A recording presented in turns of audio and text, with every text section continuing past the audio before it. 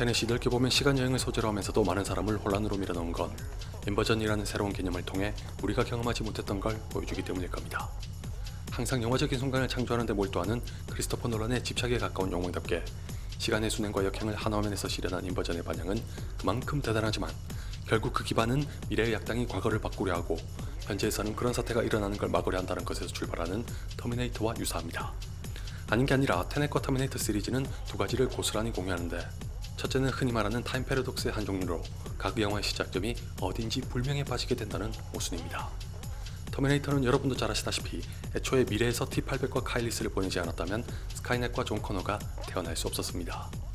마찬가지로 테넷도 주인공이 테넷의 요원들을 만나게 되면서 일련의 사태를 겪으며 세상을 구하지만 정작 미래에서 테넷을 창설해 과거의 자신을 만나도록 한 사람은 다른 누구도 아닌 자신입니다. 다시 말해 터미네이터에서 미래의 존 커너가 카일리스를 보내 자신이 태어날 수 있었다면 테넷은 미래의 주인공이 닐 등을 채용해 자신을 돕게 함으로써 테넷을 창설하게 됐으니 두 영화 모두 닭이 먼저냐 달걀이 먼저냐는 의문에 빠지게 됩니다. 터미네이터는 특정 시점으로 이동하는 전형적인 시간여행이고 테넷은 시간을 거슬러 올라가는 시간여행이라는 차이가 있으나 이 모순을 피해갈 수 없다는 건 동일하죠. The future is not set. There is no fate but what we make for ourselves. 둘째는 테넷에서 몇 차례 반복해서 나오는 대사인 일어난 일은 일어난다로 대변되는 운명론과 목적론 또는 결정론적인 세계관입니다. 세 가지는 서로 약간의 차이가 있지만 결국 모든 것이 정해진 과정과 결과를 따라간다는 공통점을 가지는데, 터미네이터 시리즈의 경우는 이것 때문에 말이 좀 많았습니다. 1편과 2편에서는 분명 미래는 정해진 게 아니며 운명 같은 건 없으니 우리가 만들어간다고 했으면서 한참의 세월이 지나 나왔던 3편은 갑자기 궤도를 수정해 마치 테넷처럼 일어난 일은 일어난다고 결론을 내버립니다. 그 바람에 사라 코너 등의 힘겨운 고생과 희생을 무의로 돌려버리면서 단지 날짜가 미뤄졌을 뿐 심판의 날은 기어코 실행됐죠. I should have realized our destiny was never to stop Judgment Day. 주인공이 오슬로의 프리포트로 가는 배 안에서 닐에게 자신이 아직 살아있다면 사토루의 계획은 실패했다는 뜻이 아니냐고 질문하면서 주고받은 대화에서 알 수 있듯이 테넷의 세계도 비슷합니다. 미래의 세력은 대표적인 타임 패러독스 중 하나인 할아버지 역설마저 가볍게 무시하면서 과거를 공격했으나 여러분도 보셨다시피 끝내 이미 정해진 역사를 바꿀 수는 없었습니다. 주인공 역시 인버전하면서 위험을 무릅쓰고 플루토늄을 회수하려 했지만 일어난 일은 일어난다는 닐의 말대로 실패하고 만 건 터미네이터 3처럼 제 아무리 용을 써도 결과는 바뀌지 않는다는 거겠죠. 바로 이 대목에서 다음과 같이 흥미로우면서도 골치 아픈 의문을 가질 수 있는데, 어차피 운명이 결정된 세계라면 굳이 목숨까지 걸어가면서 사토루를 막으려 하지 않아도 현재의 인류는 무사한 거 아닌가라는 겁니다. 다르게 말하면 주인공이 딴청을 피워도 사토루가 자신의 야욕을 달성하는 일은 벌어지지 않는 거 아니냐고 생각할 수도 있지만, 앞에서 말씀드렸다시피 운명론이든 목적론이든 결정론이든 간에 그 세계 안에서는 정해진 과정과 결과를 따라갑니다. 이 말인즉슨 주인공은 사토루를 막기 위해 테넷에 합류해 스타스크 12에 가서 싸운다는 것까지 모두 정해져 있었던 겁니다. 그렇다면 여러분은 또 이런 의문을 품게 되실지도 모르겠네요. 주인공에게 자유의지 따위는 없는 건가? 그 얘기를 하기 전에 먼저 초반부에 인버전을 가르쳐주던 연구원과의 대화에서 주인공이 테이블에 놓여있던 총알을 걷어올린 후에 원인이 결과보다 선행해야 하는데 어떻게 이게 가능하냐는 식으로 물어보니 관점의 차이일 뿐이라고 답하자 자유의지는 어떻게 되는 거냐고 재차 물어봤던 걸 기억하시나요? 그 장면은 주인공이 우리 중 대부분이 세상을 이해하고 살아가는 방식, 그러니까 기계론이나 인과론적인 사고에서 비롯되는 자연스러운 의문을 담고 있습니다. 쉽게 말하면 제 아무리 시간을 역행한다고 한들 애초에 총알을 떨어뜨린 적이 없는데 어떻게 자신의 손으로 돌아오는 건지 의아할 수밖에요.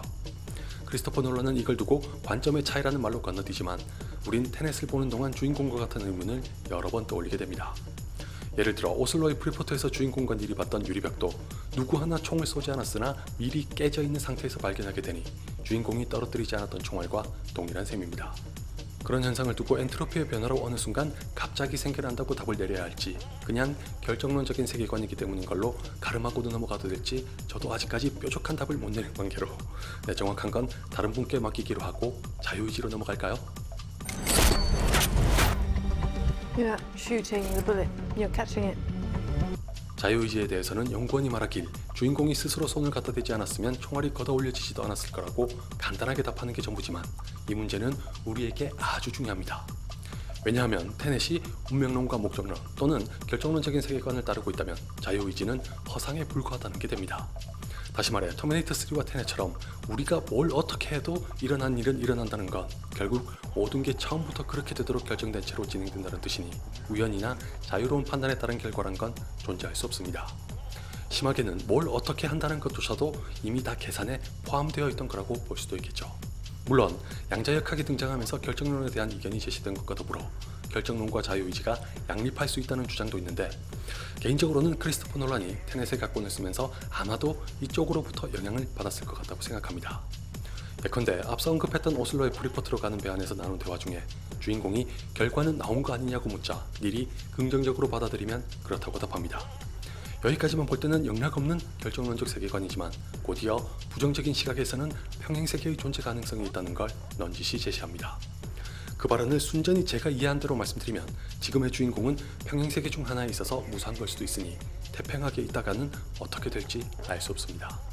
따라서 총알을 걷어올리기 위해 주인공이 손을 갖다 댔던 것처럼 과거로 돌아가 사토루를 막는 것도 주인공이 노력해야 이루어진다는 거고 전자가 연구원의 말에 따라 자유의지라면 후자도 자유의지라는 게 됩니다. 그런 맥락에서 크리스토퍼 놀란은 설령 테넷의 이야기를 결정론적 세계관에서 만들었다고 해도 자유의지가 존재할 수 있다는 의견을 제시한 셈이라고 볼 수 있지 않을까요? Reversing the flow of time. Doesn't us being here now mean it never happened? 운명론이니 목적론이니 결정론이니 하는 건 일반적으로 우리에게서 자유의지를 배제하기 때문에 거부감을 일으키기 십상입니다.